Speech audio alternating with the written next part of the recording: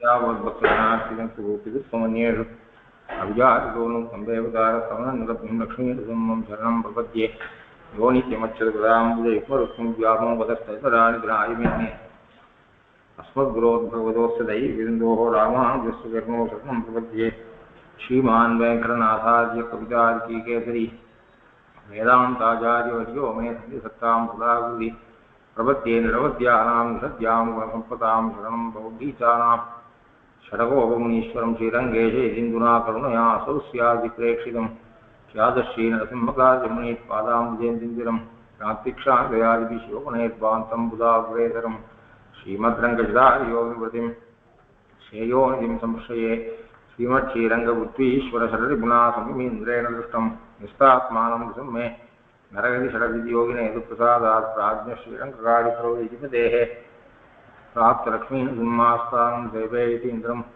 सकलगुणविधिं वीररघ्वीक्षराजं श्रीरङ्गनाथरघोपैजीन्द्रदृष्टं लक्ष्मीनृसिंहजगतिकरुणैकपात्रं श्रीरङ्गवीररघुराक्षरघोपकृत्यं वेदान्तदेशीतीन्द्रमहं प्रपद्ये श्रीमद्रङ्गचारिसंविवरालब्धागमान्तद्वयं श्रीमद्वीररघुध्वराजरघुपादारविन्दाश्रयं श्रीमद्वेदपदं च देशीयतेः कारुण्यवीक्षास्पदं सेवे रङ्गधुरीनसाधनवदं नारायणं योगिनं वेदान्तदेशीयतीन्द्रकटाक्षलब्धे सय्यन्तसारमनवद्यमं बुधाग्र्यं नारायणाद्यदुर्गकृपावसिक्तं श्रीरङ्गनाथे विजयकरमाश्रयामः श्रीमते श्रीलक्ष्मीनृसिंहदिव्यपादुकासेवके श्रीवंशगोपश्रीनारायणतीन्द्रमहादेशिकाय नमः श्रीमते श्रीवंशगोपश्रीरङ्गनाथतीन्द्रमहादेशिकाय नमः श्रीमद அகோபில மடத்தினுடைய ஆச்சாரிய பரம்பரை வைபவத்தை பார்த்துட்டு வரோம். நேற்று 39ஆம் பட்டம் ஸ்ரீமத் ஐசிங்கர் பர்யந்தம் பார்த்தோம். இன்னைக்கு 40ஆம் பட்டம் ஸ்ரீமத் ஐசிங்கர், 40ஆம் பட்டம் ஸ்ரீமத் அழகேசிங்கர், 41ஆம் பட்டம் ஸ்ரீமத் ஐசிங்கர். ரெண்டு பேருமே ஒரே கிராமத்தில் சேர்ந்தவா, ஆனால் ஒரே வம்சத்தை சேர்ந்தவா இல்லை, ஒரே கிராமத்தை சேர்ந்தவா. பொதுவாக அகோபில மட ஆச்சாரிய பரம்பரையில் ஆதிவீர கோபசுவாமி கர்நாடகத்தை சேர்ந்தவர். பரவலாக பார்க்கலாம், தொண்ட மண்டலம், சோழ மண்டலம், பாண்டிய மண்டலம் எல்லாத்துலேருந்து ஆச்சாரியால் இருப்பார். அப்படி பாண்டிய தேசத்துலேருந்து வந்த 2 ஆச்சாரியாளுவா. அது மாத்திரமில்லை, அந்த ஸ்ரீமத் ரகசியசாரத்தில் புராண வச்சனத்தை கோட் பண்ணுற சுவாமி தேசிகன் குரு பரம்பரா சாரத்தில் கலவு கலவு பவிஷ்யந்தி நாராயணபராயணாக क्वचित् क्वचिन् महाभागाः गण्डेषु च भूरिशः ताम्रपर्णी नदी यत्र कृतमाला पयस्विनी कावेरी च महाभागा प्रदीची च महानदी என்று சாய்கிற அவ புராணம் என்ன சொல்றது அப்படின்னா, கலவு கலு பவிஷ்யந்தி நாராயணபராயணாக. இந்த கலுன்னு ஒரு சப்தம் இருக்கு, கலவு கலு பவிஷ்யந்தி. கலவு பவிஷ்யந்தின்னு இல்லை, இன்னொன்று இது பவிஷ்யந்தின்னு ஃபியூச்சர் டென்ஸில் இருக்கு வர்பு. இந்த புராணம் எழுதுகிற மகரிஷி கண்ணில் தெரியுது, அவரே சொல்ற கலவு கலுன்னு முதல்ல சொல்ற. இந்த கலியுகத்தில் போய் பிறக்க போறா அப்படிங்கிற, கலியுகத்தில் போய் பிறக்க போறான்னு ஏன் சொல்லணும் அவ அப்படின்னு சொன்னா, கலியுகத்தில் விஷ்ணுவை ஆராதிக்கிறவா ரொம்ப குறைஞ்சிடுவா.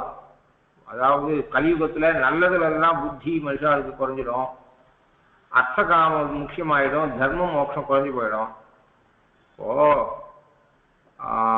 ஜெயின சாமியார்கள், ஜெயின ஒரு கிராமம், ஒரு டெய்லர் இருக்கான். அவன் டெய்லர் இன்னொரு ஊருக்கு குடியேறேன்னு சொல்றான். எந்த ஊருக்கு குடியேறேன் அப்படின்னு சொன்னா, அவன் தொழில் டெய்லர், துணி தைச்சு விற்கிறவன். ஒரு கிராமம், எந்த கிராமத்துல ஜெயினர்களே இருக்கா, வேற யாருமே இல்லை, இருக்கிறவங்க பேர் அந்த ஜெயின மதத்திலே திகம்பர அளவா. அந்த திகம்பர ஜெயினர்கள் இருக்கக்கூடிய ஒரு கிராமத்துக்கு ஒரு டெய்லர் போனான்னா பழைக்கிறதுக்கு எப்படி? அங்க யாருக்கு வஸ்திரமே ஊற்றிக்க மாட்டாவா அப்படின்னு சொன்னா விட்டு, அந்த ஊர்ல இவன் டெய்லரா போனா இவன் வயசுல ஈர துணி போட்டுக்க வேண்டியதுதான் அப்படின்னு சொல்ற மாதிரி. இது ஒரு திருஷ்டாந்தம் சொல்லுவா சம்ஸ்கிருதத்துல, இது ஒரு திருஷ்டாந்தம்.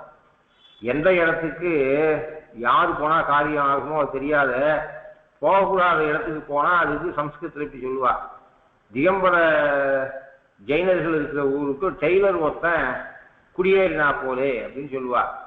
எதுக்கு சொல்றேன் அப்படின்னா, அங்க அவனுக்கு துணி வஸ்திரத்துக்கே தேவையில்லாத போது அந்த ஊர்ல ஒரு டெய்லர் போய் குடும்பம் நடத்த போனான்னா பழைக்க போனான்னா அது எப்படியோ இந்த மாதிரி மோட்சத்துல ஆசை இருக்கிற போது இருக்கிறவா. ஏன்னா பெருமாள் யாருக்கு வேணும்? மோட்சம் போனது. ஏன்னா பெருமாளத்தோட மோட்சமிச்சே ஜனார்த்தனாக்குன்னு ஸ்ரீமன் நாராயணத்தோட இன்னொருத்தரால மோட்சம் கொடுக்க முடியாது. அந்த மோட்சம் கொடுக்குற மோட்சத்துல ஆசை இருந்தால்தான் நாராயணன் கிட்ட ஆசை வரும். துணி உடுத்திக்கணும், நல்லா ட்ரெஸ் பண்ணிக்கணும், கலர் கலராக ட்ரெஸ் போட்டுக்கணும் அப்படின்னு சொல்ற விதத்துல ஆசை இருந்தால் தான் டெய்லரோட அவசியம் இருக்கு. திகம்பரா இருக்கிறவங்களுக்கு டெய்லரோட அபேட்சை இருக்கு. அது மாதிரி கலியுகத்துல அர்த்தகாமத்துல புத்தி வரும். அது மாதிரி அவ ஒரு தெய்வத்தை வேண்டினானா பலன் எதிர்பார்ப்பா. அந்த பலன் கிடைச்சா அந்த தெய்வத்தை, ஏன்னா தெய்வங்கள் இடத்துல கூட பிஸ்னஸ் எதிர்பார்ப்பா. அப்போ அவளுக்கு தேவையான லௌகிக பதார்த்தத்தை அடையிறதுக்கு என்ன வேணுமோ அதுக்குத்தான் அந்த பக்தி கூட பிஸ்னஸ் ஆகும், எல்லாம் பிஸ்னஸ் ஆகும் அப்படின்னு சொல்றதுனால அப்ப அவளுக்கு லௌகிய பலனுக்காக அடையணும்னு சொன்னா நம்ம பெருமாள் லௌகிய பலனை தேவதாந்தத்து வழியா கொடுக்கக்கூடியவன் இவனா இருந்தாலும் கூட கேட்டவாளுக்கு அது கெடுதல் ஏற்படும்னு தெரிஞ்சா பகவான் அந்த பலனை கொடுக்க மாட்டான். ஏன்னா ஆத்மாவுக்கும் ஜீவாத்மாவுக்கும் பகவானுக்கு உள்ள சம்பந்தம் இருக்கு. குழந்தை மாம்பழம் வேணும்னு கேட்டா கூட 2 வயசு வரையும் அம்மா கொடுக்க மாட்டான், மாந்தம் வரும் அப்படின்னு. அது மாதிரி கொடுக்க மாட்டான்.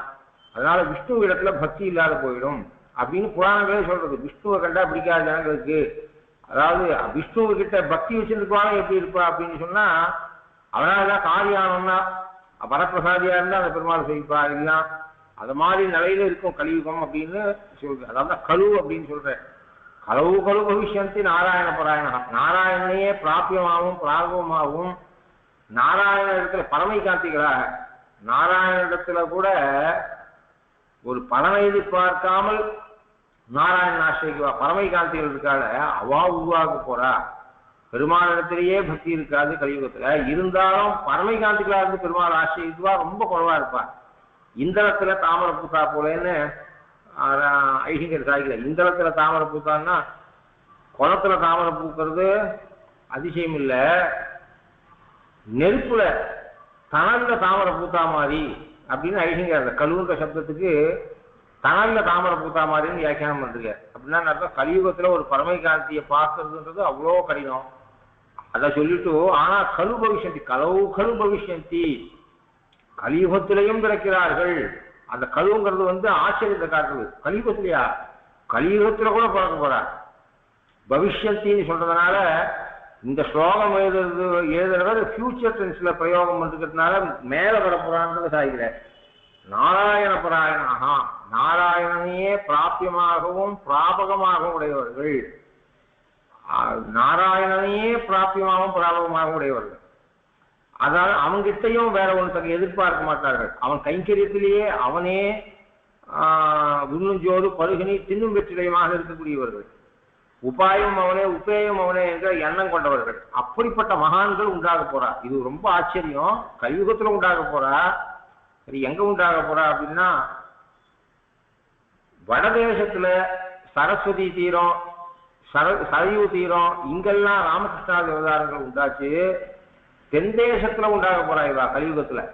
அதெல்லாம் துவாபர யுகாதிகள்ல கிருஷ்ணாதிகள் அவெல்லாம் உண்டானா இப்போ கலியுகத்துல உண்டாக போற இந்த மகான்கள் இருக்கால.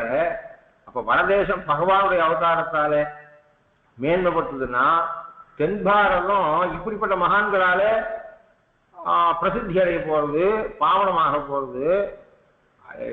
எங்க அவதாரம் பண்ண போறா அப்படின்னு சொன்னா கலவு பவிஷ்யந்தி நாராயண பராயணாக கொச்சின் மகாபாகாக திரமிடேஷு பூரிஷா. வடதேசத்திலேயே 1-2 பேர் அப்படி போறப்பா. ஆனா திரமிடேஷு பூரிஷா திராவிட நாட்டிலே அதிகம் பேர் பிறக்க போகிறார்கள். அவர்களும் எங்க நடக்க போறார்கள் என்று சொன்னால் நதி தீரங்கள்ல, தென் தேசத்தில் இருக்கக்கூடிய நதி தீரங்களிலே பிறக்க போகிறார்கள். தாமிரபரணி நதியத்துல கிருதமாலா வைகை, பயஸ்வினி பாலாறு, காவேரீச்ச மகாபாகா, பிரதீச்சீச்ச மகாநதி. பிரதீச்சினா மேற்கு நோக்கி ஓடக்கூடியது. மகாநதி பெரியாறு. அந்த கேரளாவில் இப்போ கூட அடிக்கடி நியூஸ் பேப்பர்லாம் வருது. பிரதீச்சம் பாலாறு, பிரதீச்சினா பெரியாறு. அணையை உயர்த்தணும் குறைக்கணும்லாம் சொல்லல அந்த ஆறு. இப்படிப்பட்ட கிழக்கு நோக்கி ஓடக்கூடிய பிரதீச்சி மகாநதி. இந்த கரையோரங்கள் தான் அது என்ன சொல்றது, பாலாறு இதெல்லாம் சொன்னதுனால தொண்டமண்டலம் சொல்றது, காவேரி சொன்னதுனால சோழ நாடு சொல்றது, தாமிரபரணி சொன்னதுனால இது பாண்டிய நாடு சொல்றது, பெரியாறு சொன்னதுனால கேரளத்தை சொல்றது, சேர நாட்டை சொல்றது, இந்த இடத்தெல்லாம் பிறக்க போறார் அப்படின்னு சொல்றது. இது மொத்தம் வச்சது பார்த்தா பின்னாடி பவிஷ்யத்தின்னு சொன்னதா ஆழ்வார்களை சூச்சிப்பிக்கிறதுனாலும் அதுலேயே முதல் பெயராக ஆழ்வார்களுக்குள்ள முக்கியமாக இருக்கக்கூடிய நம்மாழ்வார அந்த நதி பேரை சொல்ற போது கூட தாமிரபரணி நதி எத்திர கிருதமாரா பயஸ்மின்னு சொல்லி முதல்ல தாமிரபரணி சொல்லியிருக்கு. ஆழ்வார்களுக்குள்ள ரொம்ப முக்கியமாக இருக்கக்கூடிய நம்மாழ்வார தாமிரபரணி கரையில அவதாரம் பண்ற. இது கேவலம் ஆழ்வார்கள் விஷயத்துல ஒத்து போறது, எல்லாரும் அதுக்கே வியாக்கியானம் பண்ணிருக்கா. ஆனா இந்த காரக்குறிச்சி ஐசிங்கிற விஷயத்திலையும் வச்சுக்கலாம்.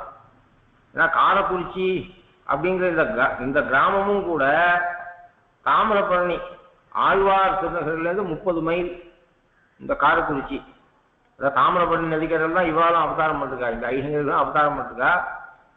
அங்க பல கிராமங்கள் ஸ்ரீசந்நிதி சிஷ்யார்கள். அது மாத்திரம் இல்லை, நிறைய பண்டிதர்கள் ஸ்ரீசந்நிதியை சேர்ந்த ஆஸ்தான வித்வான்கள் பண்டிதர்கள் நிறைய பேர் அந்த தேசங்கள்ல இருந்திருக்கா. ஆழ்வார் திருநகர்லேருந்து 30 மைல் தாமிரபரணி கரையில தான். தாமிரபரணி நதி உண்டாகி எங்க உற்பத்தி ஆகுதோ அந்த உற்பத்தியான இடத்திலிருந்து 10 மைல். ஏன்னா இப்பெல்லாம் கிலோமீட்டர், அப்புறம் மைல் தான் எழுதியிருக்கா சரித்திரத்துல.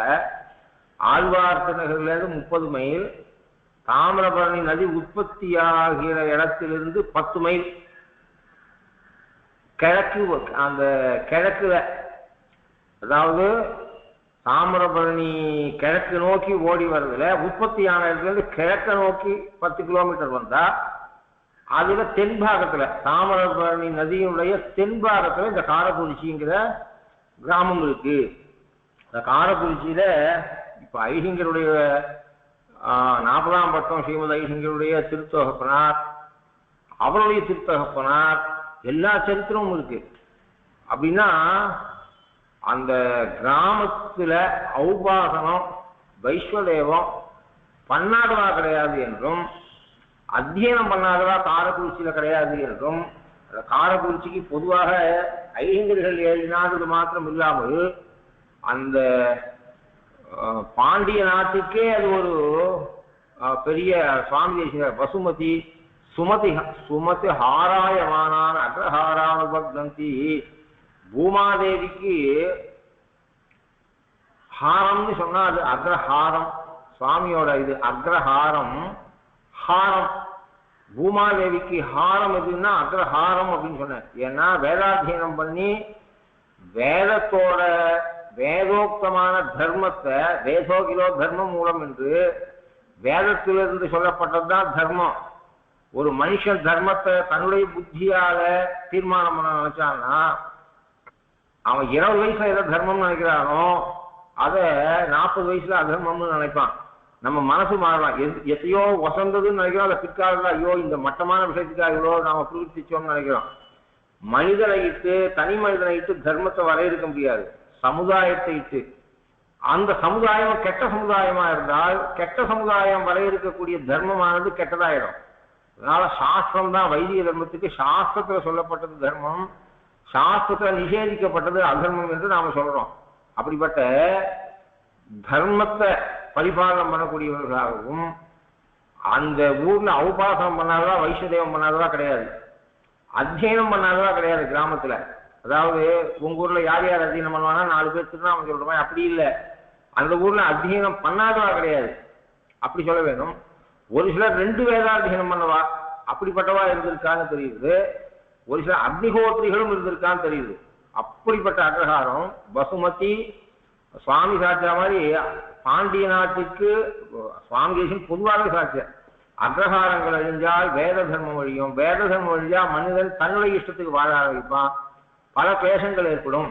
அதனால வசுமதிக்கு ஹாரமா இருக்கிறது அக்ரஹாரம் அப்படின்னு சுவாமி சாட்சியார் சங்கல்ப சூரியோதயத்துல இந்த பாண்டிய நாட்டுக்கு மட்டும் இல்ல பூதேசத்துக்கே அக்ரஹாரமாக இருந்தது.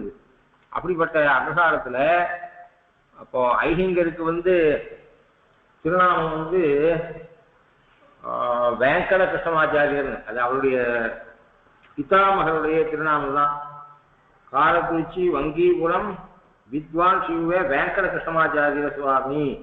வேங்கட கிருஷ்ணமாச்சாரிய சுவாமின்னு ஐஹிங்கருக்கு ஐஹிங்கருடைய திருத்தப்பனார் வேங்கடாச்சாரிய சுவாமி. அந்த சுவாமிக்கு 2 குழந்தைகள். அந்த இவா பாரத்வாஜ கோத்திரத்தை சேர்ந்தவா, வங்கிபுரத்து நம்பிகளுடைய திருவம்சத்தை சேர்ந்தவா. வம்சமும் வசந்த வம்சம். வங்கிபுரத்து நம்பிகளுடைய திருவம்சத்துல வந்தவா இவா. ஐஹிங்கருடைய பிதாவும் மகா பண்டிதர். பிதாமகம் ஐஹிங்கர் 33ஆம் பட்டம் ஐஹிங்கர் இடத்துல ஆசிரியக்கிறதுக்கு முன்னாடியே ஐஹிங்கர்கிட்ட காலசேவம் பண்றதுக்கு முன்னாடியே ஒரு தடவை காலசேவம் ஆயிருந்தது ஐஹிங்கருக்கு. தகப்பனாரத்திலே காலசேவம் ஆயிருந்தது. அந்த காலத்துல ஐஹிங்கர்கள் என்ன பண்ணுவா, மடத்துலேன்னு ஒரு 50 பேர் காலசேவம் பண்ணுவா. அது மாத்திரம் இல்லாத எதிர்காலத்துல ஸ்தானத்துக்கு வரப்போறவா மகா பண்டிதர்கள். ஏன்னா எல்லாரும் மதத்துல காலசேவம் பண்றது இதுவா இருக்கும். ஐஹிங்கருடைய அனுமதியோட ஐஹிங்கர் தொடங்கி வைக்க ஒரு சிலருக்கு என்ன ஆகும்னா கிரகஸ்தால ஆனாவுக்கு காலசேவம் பண்ண வரும். அப்ப மடத்துக்கு வர முடியாம இருக்கும். பெரும்பாலும் என்ன பண்ணுவா, சிரோமணி முடிச்சுட்டு காலசேவம் பண்ணிட்டு போறவா பரவாயில்ல, 40 வயசுக்கு மேல காலசேவம் பண்ண வேண்டி வரும். ஒரு சிலருக்கு கிராமத்தை விட்டு மடத்தோட சஞ்சாரத்துல காலசேவம் பண்ண முடியாம இருக்கும். மகம் வடதேச சஞ்சாரத்துல இருந்தா காலசேவம் பண்ண முடியாம இருக்கும். இந்த சிரமத்தெல்லாம் பார்த்து என்ன பண்ணுவான்னா ஆஸ்தான வித்வான்களை காலசேவம் சொல்ல வைப்பா. பிராச்சீன காலத்து இன்றோ ஆனா ஐஹிங்கர்கள் அனுமதியோட காலசேவம் சொல்லணும். ஐஹிங்கர்களால இவ காலசேவம் சொல்லான்னு நியமிக்கப்பட்டவாளா இருக்கும். இந்த ஐஹிங்கருடைய திருத்தோப்பனார் பிதாமகர், திருத்தோப்பனாருடைய திருத்தோப்பனார் 2 பேருமே அப்படி ஐஹிங்கர்களால காலசேவம் சொல்லான்னு நியமிக்கப்பட்டவர்கள். ஆனா அந்த 2 பேருமே மனையை போட்டு அதான் கொஞ்சம் சொல்றவாளை விட கேட்கறவாளை விட சொல்றவா கொஞ்சம் உயரத்தில் இருக்கணும்ன்றதுக்காக உட்காருவாளை தவிர ஐஹிங்கர் காலசேவம் சொல்றேன் உங்களால அவர்கிட்ட போய் பண்ணிக்க முடியல, அதனால நான் சொல்றேன்னு நினைச்சுக்கோன்னு சொல்லி அப்படித்தான் சாய்ப்பா. அந்த அளவுக்கு ஸ்ரீசந்நிதியில ஐஹிங்கர் இடத்துல பக்தி கொண்டவாழ்வா. இவா தகப்பனார காலசேவ சாட்சிந்த ஆக்சுவலா இவா தகப்பனாரால உருவாக்கப்பட்ட வித்வான்கள் யார் யாரு, இந்த ஐஹிங்கருடைய பிதாமகரால உருவாக்கப்பட்ட வித்வான்கள் யாரு, அவெல்லாம் லிஸ்ட் இருக்கு. அப்படிப்பட்ட பரம்பரை இது. இவா தகப்பனார் பிதாமகருடைய திருநாமமும் வேங்கட கிருஷ்ணமாச்சாரிய சுவாமி. ஐஹிங்கருக்கு திருத்தம்பி ஒருத்தர் இருந்த, அதாவது ஐஹிங்கருக்கு கூட பிராத்தா ஒருத்தர் இருந்தார். அவளும் அகோபிமடாஸ்தானத்துக்கு வரக்கூடிய அளவு தகுதி. அதாவது நிசும்மா ஸ்தானத்துக்கு ஒருத்தர் வரா, பல பேர் ஒருத்தர் தான் ஸ்தானத்துக்கு வர முடியும், வர முடியாதுன்னு இருக்கட்டும். ஆனால் அந்த காலத்தில் எத்தனை பேர் ஸ்தானத்துக்கு தகுந்தவாளா இருந்தா அப்படின்னு சொன்னா ஒவ்வொரு குடும்பத்துல 2 பேர் ஸ்தானத்துக்கு வரத்துக்கு தகுந்தவாளா இருந்தா. வில்லிவன ஐஹிங்கர், வில்லிவன பெரிய சுவாமி, அது மாதிரி பல இடங்கள்ல பிராத்தாக்களாக. முக்கூர் ஐஹிங்கருக்கு ஆச்சாரியர் தில்லையம்மூர் சுவாமின்னு அந்த முக்கூர் ஐஹிங்கருடைய ஆச்சாரியருடைய போட்டோ கூட இருக்கு. அவர் பூர்வாசிரமத்தில் முக்கூர் ஐஹிங்கர் சாகித்யம் நியாய வாசவர், தில்லையம்பூர் பிராத்தாக்கள்னே பேரவா இருக்கு. அவரிடத்துல சாகித்யம் வாசிக்கும் அவ என்ன பண்ணுவான்னா சாகித்யம் நியாயம் சொல்லி வச்சுட்டு ஐஹிங்கர் இடத்துல அனுப்புவா, உருவாக்கி அனுப்புவா. அவ 2 பிராத்தாக்களுமே தில்லையம்பூர் சகோதரான்னு பேரு. அவ 42ஆம் பட்டத்துல 42ஆம் பட்டத்துக்கு வரத்துக்கு 28 பேர், அதாவது 28 பேர்னா வித்வான் இருந்தாலும் இல்ல, 28 பேருக்கு போட்டி போடலாம். அப்படின்னா இன்ஜினியர் ஐஹிங்கருக்கு சமமா, அதாவது அப்படின்னா 28 பேர் அவளுக்கு அவளுக்குலாம் 10 போடலாம். 10க்கு 9 வாங்கினா எத்தனை பேர் இருப்பான்னு நினைச்சு பாருங்க.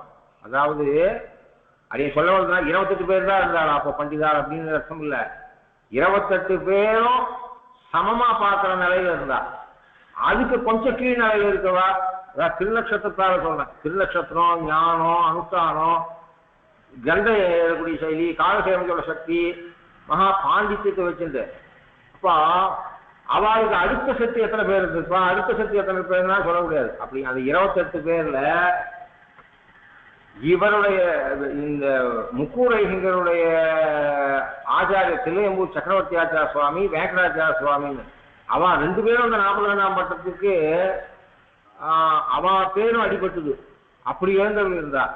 அது மாதிரி பிராத்தாக்களா ஒரு குடும்பம்னு இருந்தா அந்த குடும்பத்துல யாரோ 2 பேர் தான் வித்வான் இல்லாத இருப்பாளோ அது மாதிரி இருந்தது. அதுவும் இவருக்கு கூட இவருக்கு மாதா 2 அது மாத்திரம் இல்ல, காரகுறிச்சியர்களுடைய அம்மா அருளி செயல் பூர்ணமா தெரிஞ்சதுனால வேதாந்தத்துல அவ்வளவு ஞானம் கொண்டவர்.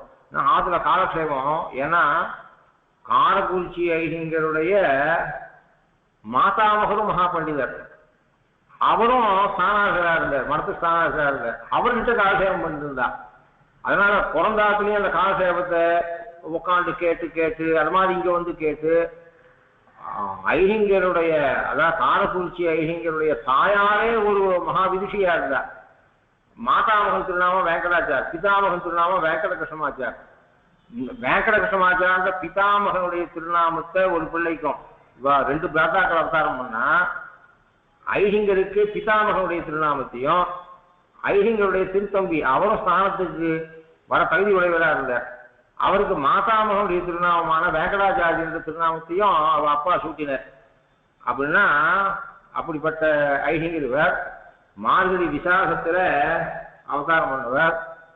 சின்ன வயசுலயே சகாலத்துல ஜாதகர்ம நாமகரம் அன்னப்பிராசனாதிகள் நடந்தேறி தகப்பனாரிடத்திலேயே அத்தியனத்தை பண்ணி ஆச்சாரத்தோடு கூட்டினவராக இருந்து கொண்டு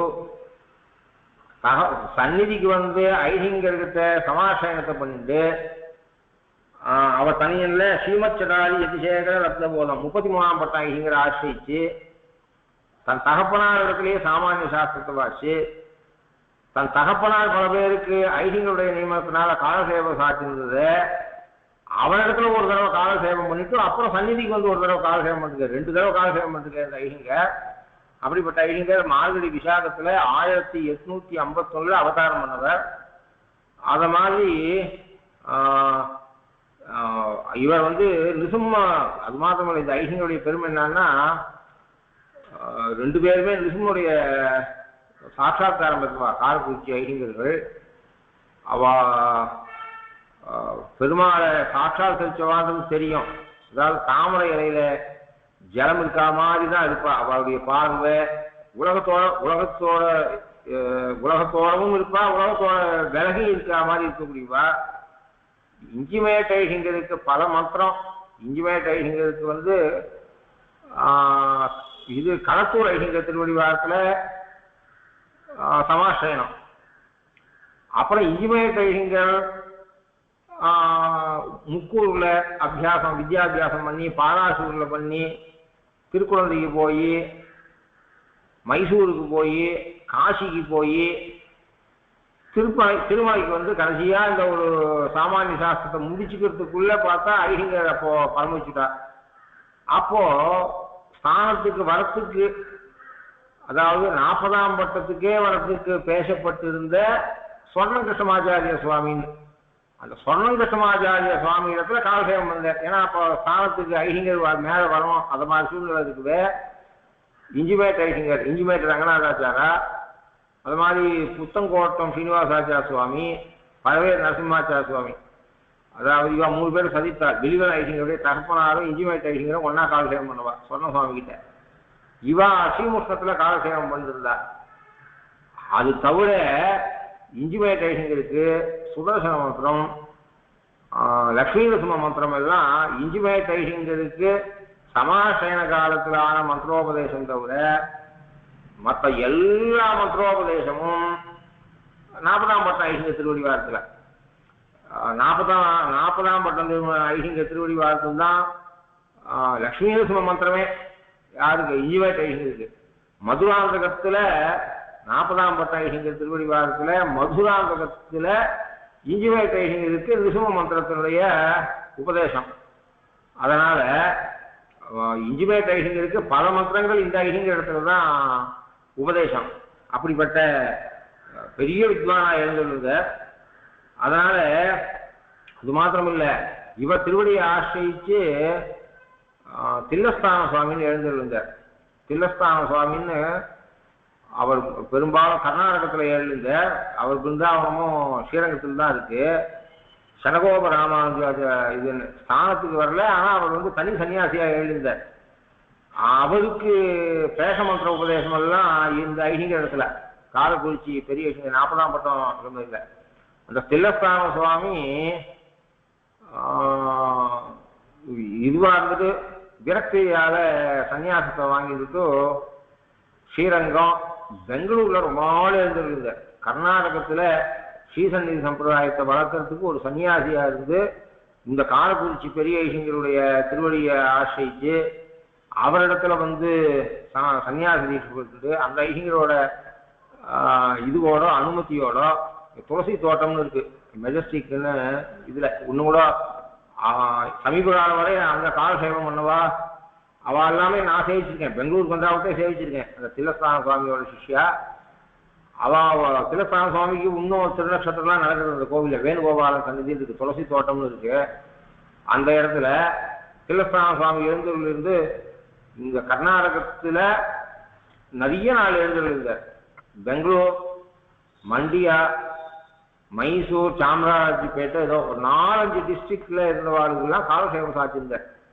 அது எப்படி தெரிஞ்சதுன்னா, ஒரு நாள் இஞ்சிமேட் ஐஹிங்கர் துளசி தோட்டத்தில் சபை நடத்தின போது பார்த்தா மாலோல வித்வத்சரசு 250 பேர் சிவாசத்தில் வியாக்கியாசம் எழுதியிருக்கா.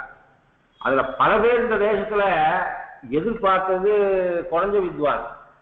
250 பேர் வாக்கியார்த்தம் சொல்ல வந்துட்டா மாலோல வித்வத்சரசுக்கு. அப்புறம் ஐஹிங்கர் 5 நாள் சரசை 10 நாளா எக்ஸ்டெண்ட் பண்ணி அந்த 10 நாளையும் சந்தியாவனா விட்டு ராத்திரிக்கு முன்னாடி ஒரு செஷன் எக்ஸ்ட்ரா செக்ஷன் வச்சு மாலோல வித்வத்சரம் இருந்ததுன்னு அந்த திருநாமங்கள் யார் யார் அன்வயிச்ச அந்த மாலோல வித்வத்சரசுல பெங்களூர் துளசி தோட்டம் நடந்ததுலாம் ரெக்கார்டு இருக்கு. எதுக்கு சொல்றேன்னா, அதுல பல பேர் அந்த தில்லஸ்தான சுவாமி சனகோப ராமானுஜ தேசிகன் சுவாமின்னு அவருக்கு திருநாமம். அவர் இந்த ஐஹிங்கரை ஆசிரியர். இவரிடத்துல இது காஷாய ஸ்ரீகாரம், பேசமந்திர ஸ்ரீகாரம். அப்படிப்பட்ட மகான் இந்த ஐஹிங்கர் மந்திரசித்தர். அடுத்த ஐஹிங்கர் மந்திரசித்தர். இஞ்சிமேட் ஐஹிங்கர் இவரை தினம் 5 நிமிஷம் தியானம் பண்ணுவார் அப்படின்னு சொல்லுவார். அதனால இஞ்சிமேட் ஐஹிங்கருக்கு மதுராந்தகத்தில் பல மந்திரங்களை இந்த ஐஹிங்கர் இடத்துலேருந்து உபதேசமாச்சு. இவர் ஆஸ்தான நிர்வாகம் 1913 1923 வரை 9 வருஷம் 9 மாதங்கள் இவர் இருந்தார். இந்த ஐஹிங்கர் காலசேவை சாதிக்கிறது மனசுல அவர் ஒரு வாக்கியம் சொன்னா அதை அரை முன்னாடி நாம யோசிக்கணும்னு சொல்ல முடியாது இருக்கும். வாக்கியமே ரொம்ப நிதானமா சாய்ப்பார். கண்ணை மூடிண்டு சாய்ப்பார்னு சொல்லுவா. கண்ணை மூண்டு இது முக்குட ஐஹிங்கர் சாய்ச்சிருக்கு. கண்ணை மூடிண்டு சாய்ப்பார். அவ்வளவு யோசிச்சு ஒரு பதம் அவர் ஒரு வாக்கியம் சொன்னா நம்ம அரை மணி நேரம் யோசிக்கலாம். அதை அவ்வளவு ஆழமாக இருக்கும் இந்த ஐஹிங்கருடைய இது. இந்த ஐஹிங்கர் ஒரு ஸ்ரீசுக்திகள்லாம் சாய்ச்சிருக்க. அந்த ஸ்ரீசுக்திகள்லாம் இவருடைய ஸ்ரீபாஷ்யார்த்தம் மணிப்பிரவாள தீபிகைன்னு முக்குட ஐஹிங்கர் காலத்துல சொக்கனாவூர் சுவாமி அதை கந்தத்தில் இருந்தது.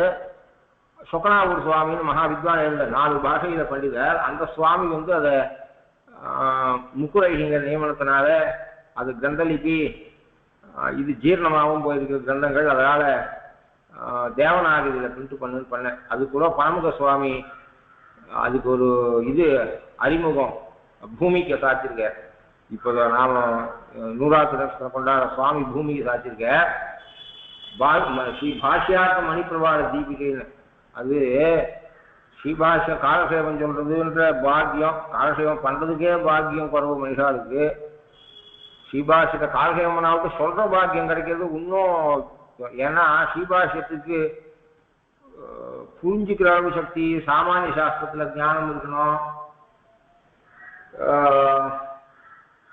மனசை நெஞ்ச உடைக்கிறதுக்கு சக்தி இருக்கணும். அதாவது கல்லையும் கடிச்சு சாப்பிடணுன்ற எண்ணம் இருக்கிற மாதிரி இருக்கணும். அதாவது இப்போ மேத்தமேட்டிக்ஸையே காத்தாலேருந்து சாயங்காலம் வரை போட்டால் எப்படி இருக்கும்? அது மாதிரி மேத்ஸ் எல்லாம் ஒன்றுமே கிடையாது ஸ்ரீபாஷத்துக்கிட்ட. அவ்வளவு சாமானிய சாஸ்திர ஞானம் வேணும், சமம் வேணும். பொதுவாக லோகத்தில் அதுவும் ஒரு காரணம். அது அதிக பரிசிரமப்பட்டு கிரகிக்க வேண்டிய கிரந்தம்னு சொன்னால் உயர்ந்த வஸ்துவில் தங்கம்ன்றது பூமியை தோண்டி தான் எடுக்க முடியும். ஒரு கொய்யா பழம், நாவல் பழம் மரத்து மேலே கிடைக்கிற மாதிரி தங்கத்தை எதிர்பார்க்க முடியாது. தங்கம்ன்றது மண்ணு கிடைக்கிற மாதிரி தங்கம் கிடைக்காது. அதை நோண்டி எடுத்து அவ்வளோ ப்ராசஸ் பண்ணி எடுத்துக்கணும். இது மாதிரி ஸ்ரீபாஷத்துக்கு அதிகாரி ஆகுதுன்றது ரொம்ப கடினமான காரியம். ஓரளவு காலசேவம் பண்ணவாலும் கூட திருப்பி பாடம் சொல்லாட்டா அதை உபஸ்திதி வர்றது கஷ்டம். அப்படி இருக்கக்கூடிய கிரந்தமாக இருக்கிறதுனால ஒரு மணிப்பிரவாளத்தில் ஒரு கிரந்தம் எழுதினா இது பண்டிதாளுக்கும் காலசேவம் பண்ணால் சொல்கிறதுக்கு வாய்ப்பு இல்லை. காலசேவம் பண்ணவாலும் சொல்கிறதுக்கு வாய்ப்பு இல்லாத போயிடும் பல பேருக்கு. அவளுக்கும் ஒரு உபஸ்திதியை வச்சுக்கிறதுக்கு இந்த சினாப்சிஸ்ன்னு சொல்ல, இந்த புல்லட் பாயிண்ட்ஸ்ன்னு சொல்கிறோம். நாம் எங்கேயா பேசணும், நிறைய விஷயம் பேசணும் அப்படின்னா புல்லட் பாயிண்ட்ஸ் போட்டுக்கணும். ஏன் போட்டுக்கிறோம் அப்படின்னா அது ப்ராம்ப்ட் பண்ணுவோம், அடுத்தது இதை பேசணும்னு சொல்கிற மாதிரி ஒவ்வொரு அதிகாரத்துலையும் எது சாரமான விஷயமோ அதை கோத்து கோத்து கோத்து கோத்து இது என்ன பண்ணுன்னா இந்த மணிப்பிரவாள தீபிகை பண்டிதால் நல்லா காலசேவம் பண்ணவா அவளுக்கு இந்த மணிப்பிரவாள தீபிகை சேவிச்சுட்டு இருந்தால் மறக்காமல் இருக்கும், வாட்ஸ்அப் மறக்காமல் இருக்கும். அந்த அளவு பாண்டித்யம் இல்லை. அதாவது இந்த கிரந்தத்தை எப்படி எழுதுச்சுன்னா பண்டிதாளுக்கும் தேவை, பாமராளுக்கும் புரியுற மாதிரி. பண்டிதாள் பாமரால் நடுவு நல்ல இருக்குவா. எனக்கு ரொம்ப கடினம் வேணாம் சுவாமி, எனக்கு மூளை பங்கிலாம் வேண்டாம், ஒட்டுமொத்தமாக எனக்கு எம்பெருமானார் திருவுள்ள வேணும் அப்படின்னு சொல்லுவாள். ஏற்கனவே வாஷவாளுக்கு இது பயன்படும். அவளுக்கு இது புல்லட் பாயிண்ட்ஸ் போட்ட மாதிரி இருக்கும். ஸ்ரீபாஷ்யமே வாசிக்காதவா அந்த அளவுக்கு இதுவை போட்டு உழைக்கிறதுக்கோ புத்தி சமத்தையோ போட்டுக்க முடியாத இருப்பா. அவளுக்கு நேர ஸ்ரீபாஷ்யம் வாசிக்காத இதை ஒரு தடவை சேவிச்சுட்டா கூட அவளுக்கு பொதுவாக எம்பெருமானாருடைய திருவுள்ளம் எசன்ஸ் நல்லா தெரிஞ்சிடும். அந்த அளவு கிளாரிட்டியாக சாத்திருக்க. ஒன்றுமே தெரியாதவா அவளுக்கு இது பயன்படும். அதாவது அந்த மணிப்பிரவாள தீபிகை நடுநடுவில் வாசிக்கிறவா என்ன ஆகும்னா அவள் வாசிச்சா இந்த மணிப்பிரவாள தீபிகை வாசிச்சா ஸ்ரீபாஷத்தை காலசேவம் பண்ணுன்ற எண்ணத்தை தூண்டிடும் அவளுக்கு. இந்த பாமரால் வாசிச்சானா என்ன ஆகும்னா ஒட்டுமொத்தமாக எம்பெருமானுடைய திருவுள்ளத்தை தெரிஞ்சுட்டு எம்பெருமானாரு நம்ம சம்பிரதாயத்தில் ஒரு அபிருச்சி உண்டாகும். அப்படி எல்லாருக்கும் பயன்படும்படியாக மணிப்பிரவாள தீபிகைன்ற கிரந்தத்தை சாட்சியா இருந்தாங்க. அதுக்கப்புறம் ஸ்ரீ சத்சம்பிரதாய பிரகாஷான்னு ஒரு கிரந்தம். இவர் நல்ல கவி. இதுக்கு அடுத்த வந்த ஐயங்கரும் நல்லா ஸ்லோகம் எழுதக்கூடியவர், வேதத்தில் பரிச்சயம். 41ஆம் பட்டம் ஸ்ரீமத் ஐயங்கர் கூட ஸ்லோகம் எழுதினார்னா அவருடைய சப்தம் ரொம்ப குறைவாக இருக்கும். வேத சப்தங்களே நிறைய இருக்கும். வேதத்தில் இருக்கக்கூடிய சப்தங்களை கொண்டே தான் அவர் ஸ்லோகம் எழுதுவார். இவரும் சத்சம்பிரதாய பிரகாஷான்னு சொல்லி என்னைக்கும் அகோபல மடம் விஷயத்தில் கொஞ்சம் அழுக்காறு கொண்டவா எப்பயும் உண்டு. இது ஒரு இந்த மடம் இருந்த விதத்தை பார்த்தா அது ஒரு பெரிய இன்ஸ்டிடியூஷன். அதில் எப்பயும் ஒரு அழுக்காறு கொண்டவா ஒரு சிலர் உண்டு. ஒரு சில தூஷணங்கள்லாம் பண்ணிட்டு இருந்தா. ஆயுஷ சுவாமிக்கு இந்த பெருமெல்லாம் கிடையாது, இந்த மாலவனுக்கு இந்த பெருமெல்லாம் கிடையாது, இவர் திவிதேச பெருமானே கிடையாது. இந்த துவேஷம் எந்த அளவுக்கு போயிருந்ததுன்னு சொன்னால் ஒரு சிலர் அங்கஞான மஞ்ச, அதாவது அங்கஞான மஞ்சங்கிற பாசுரத்தையே சேவிக்க மாட்டோங்கிற அளவுக்கு போயிட்டு இருந்தது. அது மாதிரியாக ஒரு சில காலம், எல்லா காலத்துலையும் இது மாதிரிலான ஒரு சில இதெல்லாம் இருக்கும். சம்பிரதாயம்னா அதில் ஒரு 4 இருந்தால் 1 2 இப்படி இருக்கும். கல் இல்லாத அரிசி இருக்காது. ஆனாலும் இந்த யார் வேணா எதை வேணா சொல்லிக்கிட்டோம், அதை கேட்கறவாளுக்கு என்ன ஆகும்னா கலக்கம் ஏற்படும். அந்தந்த பரம்பரையை சேர்ந்த அவாவா பரம்பரையுடைய பெருமையை சொல்லிக்கிறதுல எந்த தப்புமே கிடையாது. ஆனால் இன்னொரு பரம்பரையை குறைச்சி சொல்றதோ, இன்னொரு ஆச்சாரியாரை குறைச்சி சொல்றதோ அதை அவாய்ட் பண்ணக்கூடாது. இன்னொருத்தருடைய ஆச்சாரியாரை, அது எந்த ஆச்சாரியாராக இருக்கட்டும், விஷய விசாரம் பண்ணலாம். இன்னொருத்தருடைய ஆச்சாரியாரை குறைச்சி நாம் பேசக்கூடாது. அது பேசுறதுன்றது ஏன்னா அதுவும் அவா சிஷ்யாவில் பேசக்கூடாது. நம்ம அம்மா நமக்கு எவ்வளோ வசந்தவளாக வேணா இருக்கலாம். இன்னொருத்தர் அம்மாவை அவா பிள்ளைக்கு எதில் குறைச்சி பேசவே கூடாது. அது தப்பு. இன்னொன்று என்னன்னா, இது மாதிரி சம்பிரதாயம் பேதம் சண்டை சச்சரவில் ஈடுபடுறத விட அவாவா சம்பிரதாயத்தினுடைய ஆச்சாரியால் சாதிச்சிருக்க கிரந்தங்களில் செலவு பண்ணுறான் ரைட்டை. இது எனர்ஜியும் வேஸ்ட்டு. இந்த காலத்துலேயும் ஒரு சிலர் இதெல்லாம் பண்ணிட்டு இருக்கா. இப்போ ஸ்ரீமத் ராமாயணத்தில் எவ்வளோ விஷயம் இருக்குது நமக்கு தெரிஞ்சிருக்கா. தேசியனுடைய ஸ்தோத்திர பாடங்களில் நேற்று தசாவதார ஸ்தோத்திரத்தை இருக்குது. தசாவதார ஸ்தோத்திரத்தை நான் என்னோட 8 வயசுலேருந்து சொல்லிட்டு இருக்கேன். அதை சொல்லாதே அப்பாவுக்கு தசாவதாரம் தினமும் அனுசந்தானம் பண்ணுவேன். அப்பா எதெல்லாம் அனுசந்தானம் பண்ணுறது அதெல்லாம் நாமும் பண்ணலாம் அப்படின்ட்டு நானும் பண்ணிட்டு இருக்கேன்.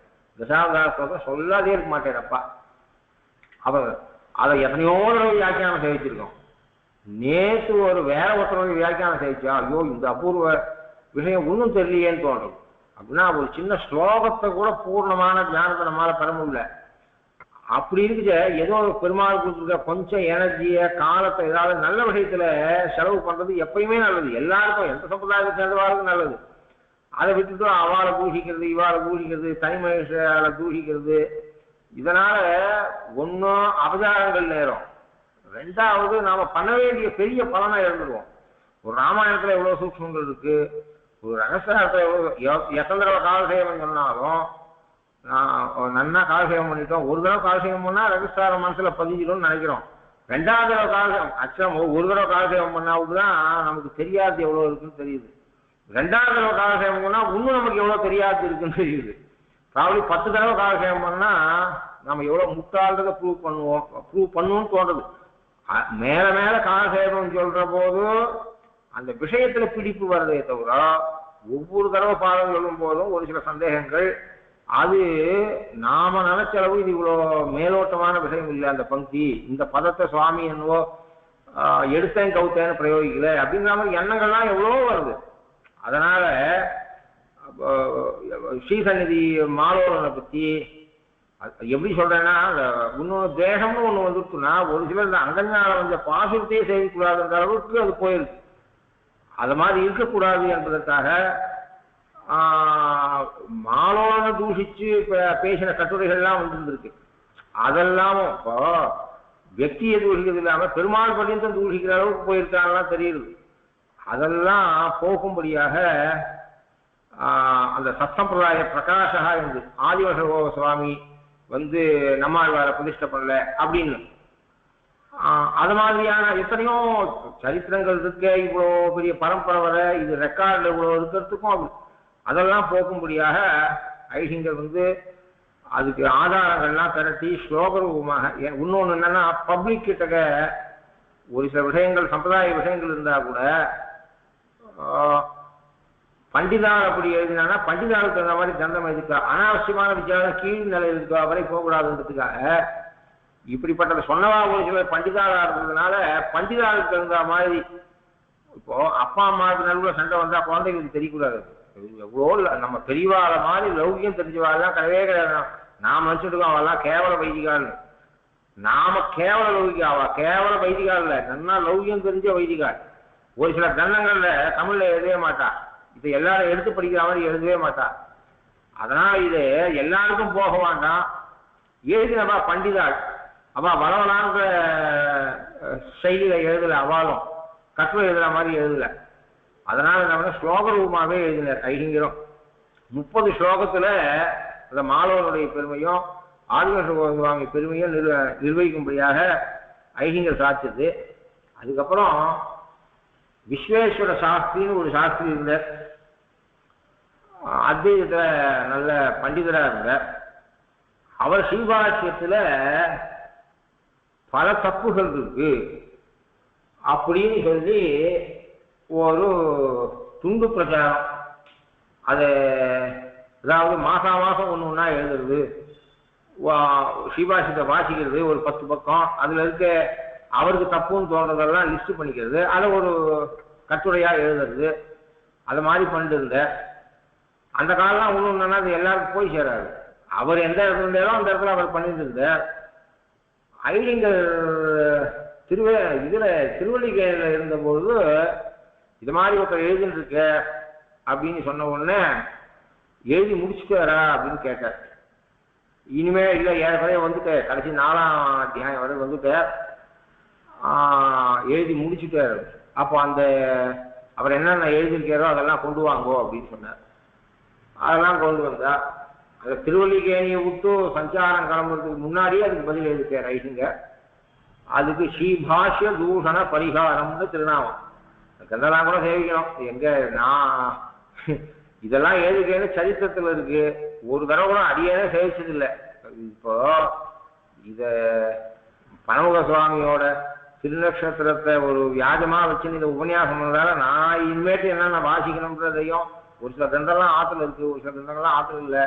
இந்த தாசதாசி சமர்த்தன கிரந்தம் அப்பா எங்கேயாவது வச்சுட்டு போயிருந்து பார்த்தா தேடி தேடி பார்த்தேன். நேற்று இது பண்ணா விட்டு பார்த்தா பிள்ளைபாக எங்களுடைய கிரந்தம் அது கிடைக்கவே இல்லை. எவ்வளோ நான் எதிர்பார்க்காத ஒரு சில புஸ்தகங்கள்லாம் ஆற்றுல இருக்கு. அப்படின்னா அப்பா அவ்வளோத்த வாசிக்க அதை வச்சுட்டு போயிருக்கு. அதை நம்ம இன்னும் தொட்டு கூட பார்க்கல. எப்படி இருக்கு லௌகியம். இந்த லௌகிய உத்தியோகம் போனதால இந்த லௌகிய உத்தியோகம் போகாத இந்த 32 வருஷம் உத்தியோகம் பண்ணாமல் இருந்தால் இதெல்லாம் சேவிச்சுட்டு இருக்கலாம். லௌகிய உத்தியோகத்துக்கு போய் கேவல பணத்துக்கு எவ்வளோ நாம் இழந்தோன்றது இப்போதான் தெரியுது.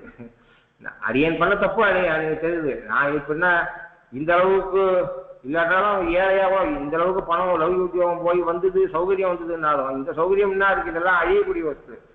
நம்ம ஐடிங்களுடைய கண்டங்களை கூட நம்ம பூர்த்தியாக சேவிக்கலையேன்னு தோணுது. இந்த உபன்யாசம் பண்ண ஆரம்பிச்ச அவுட்டு தான் இந்த எண்ணெல்லாம் வருது. அவசியம் தேடி பிடிச்சி இந்த கிரந்தம்லாம் பார்த்தா ஸ்ரீபாஷ்ய தூஷண பரிகாரம்னு சாத்திது. அது அவர் மாச கணக்கில் தூஷிச்சதை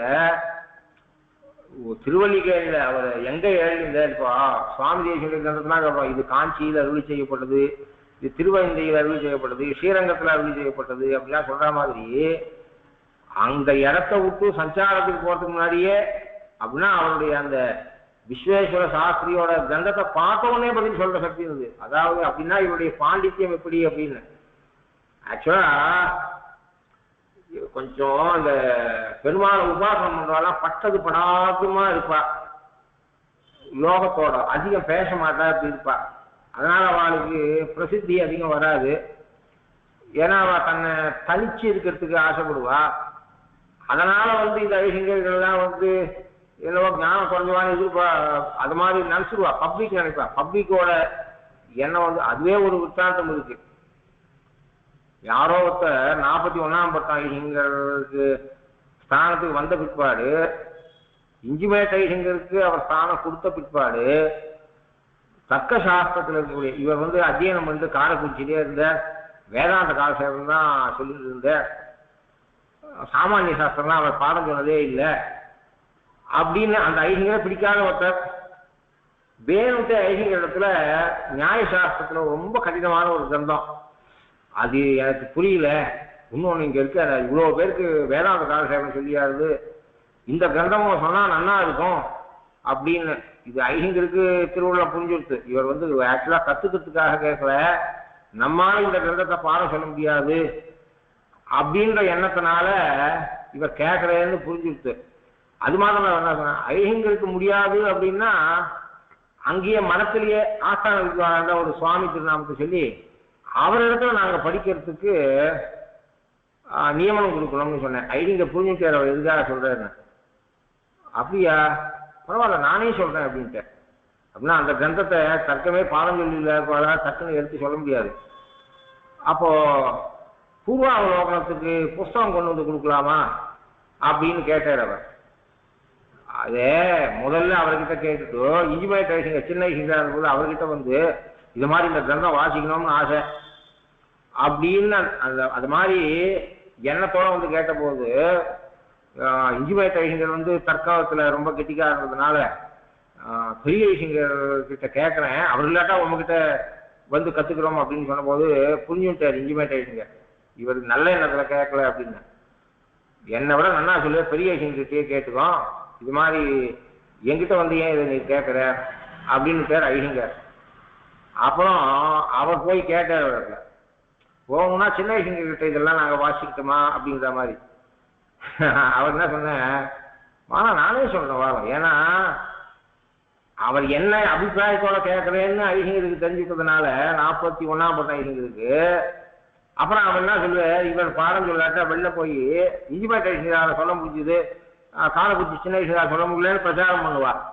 அதுக்காக அவர் என்ன பண்ணிட்டு, எனக்கு முடியல, நான் 4 நாள் சின்ன ஐசிங்கிற மாதிரிலாம் எனக்கு அவ்வளோ நான் ப்ராக்டிஸில் வச்சுக்கல, நான் 4 நாள் பாடம் சொல்லி பார்க்குறேன், முடிஞ்சா நான் சொல்கிறேன், இல்லாட்டா சின்ன ஐடிங்கர் சொல்லட்டும் அப்படின்ட்டு ஐடிங்கர் அவரை புரிஞ்சுண்டு. அப்போது புஸ்தகம் கொண்டு வந்து கொடுக்கட்டுமா? எனக்கு புஸ்தகம் வேண்டாம் அப்படின்ட்டு. பூர்வாவலோகம் இல்லாத புஸ்தகம் இல்லாத வாசா எவர் வந்து அந்த மாதிரி கெட்ட எண்ணத்தோட ஐடிங்கத்தை பார்த்தாரோ அவருக்கு நாம் தற்கமே வாசிக்காதோன்ற எண்ணத்தை ஏற்படுத்திட்டு அப்புறம் ரொம்ப சேவிச்சு அபிகார சாபனம்லாம் பண்ணிட்டு சரித்திரம். திருநாமலாம் சொல்ல வேண்டாம். எதுக்கு சொல்கிறேன் அப்படின்னா அபஜாரம். அப்புறம் ஐடிங்க சொல்கிறத அவரால் கிரகிச்சிக்கவே முடியல. யாருக்கான பெரிய பண்டிதன் நினச்சிட்டு இந்த பண்ணாரோ அவரால் ஐடிங்கர் சொல்கிறத புரிஞ்சிக்கவே முடியல, கிரகிச்சிக்கவே முடியல. இன்னும் 10 வருஷம் பயிற்சப்பட்டாதான் அது ஐடிங்கர் சொல்கிறதையே கிரகிச்சிக்கிற சக்தி வருன்ற அளவுக்கு தெரியும் சார்.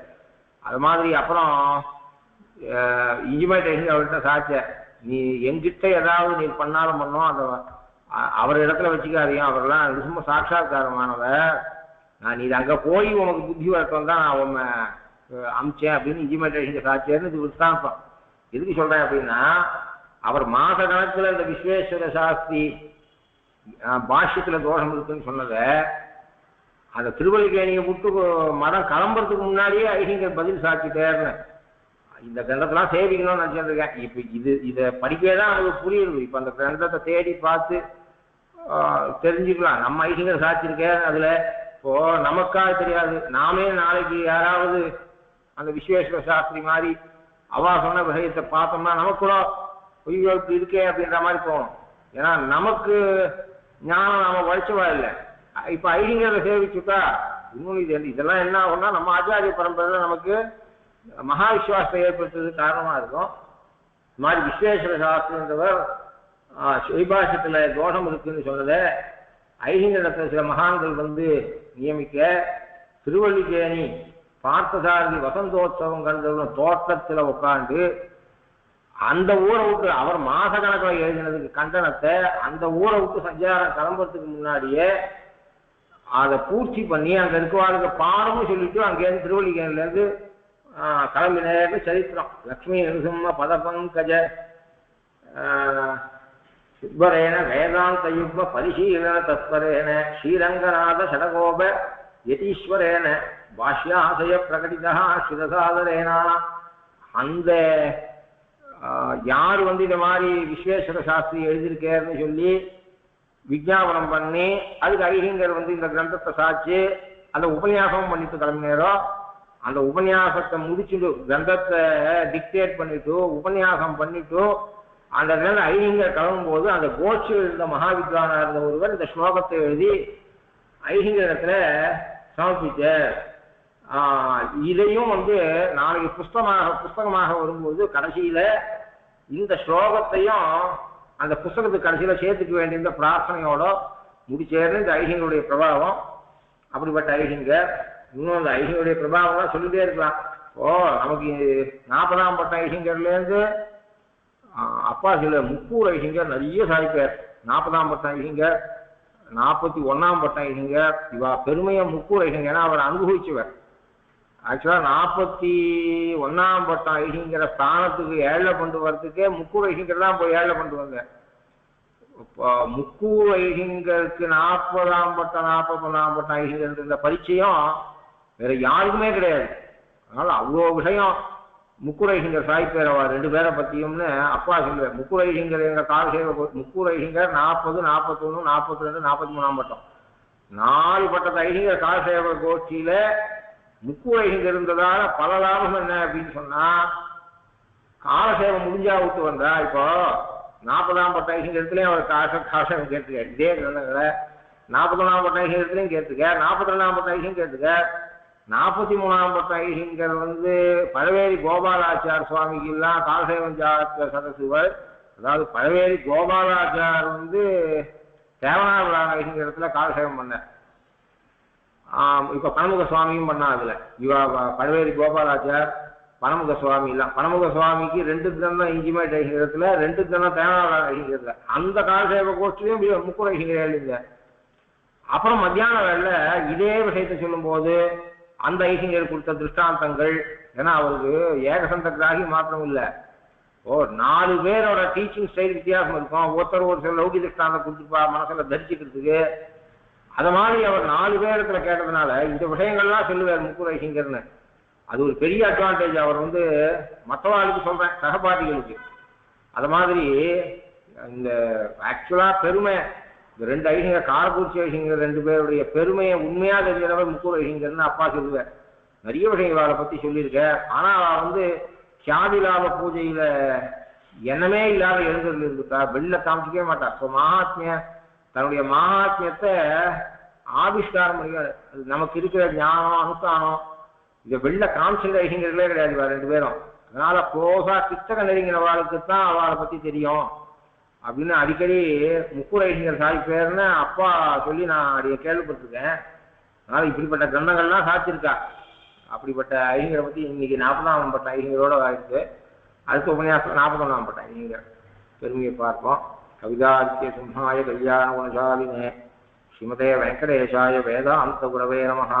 ஸ்ரீமதே ஸ்ரீ லக்ஷ்மீ சுமதி பாதுகா சேவக ஸ்ரீவன் ஜடகோப ஸ்ரீ நாராயண யதீந்திர மகாதேசிகாய நமஹ. ஸ்ரீமதே ஸ்ரீவன் ஜடகோப ஸ்ரீ ரங்கநாத யதீந்திர மகாதேசிகாய நமஹ.